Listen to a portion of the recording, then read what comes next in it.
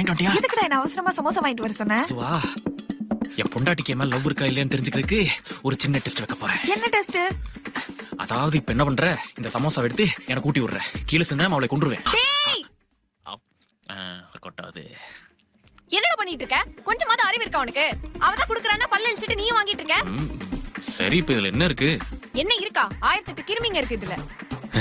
ஆமா, அவ உள்ள வந்தாலே ஹேண்ட் வாஷ் பண்ணிட்டு வந்தாளா? வெள்ளெல்லாம் சுத்திட்டு அப்படியே வந்து உன்னை கூட்டி விட்டுட்டு இருக்கா. ஹே, கை நீட்ரி. ஐயோ டாக்டர் அக்கா, தெரியாம பண்ணிட்டக்கா. விஷ ஊசில எதுவும் போட்டுறதுக்கா. ப்ளீஸ்க்கா.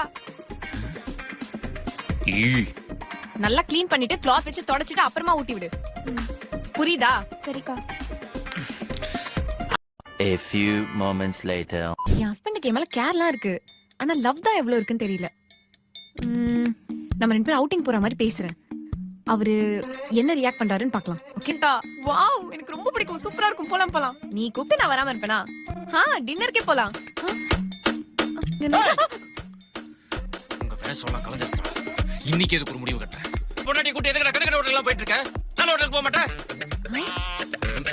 ஏடா அண்ணா நகர்ல இருக்க நல்ல ஹோட்டலாடா? அதெல்லாம் புதுசா வந்ததுடா. ஏடா ஆண்டட் டீம்னா ஏதாவது 2 பொம்மை இன்னைக்கு வச்சு வேகா ஃப்ரைட் ரைஸ் கூட்டி ஏமாத்திடுவான்டா.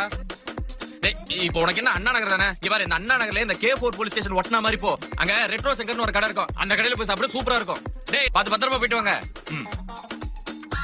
என்னம்மா நம்ம குடும்பத்துக்குன்னு ஒரு கௌரவம் இருக்குல்ல?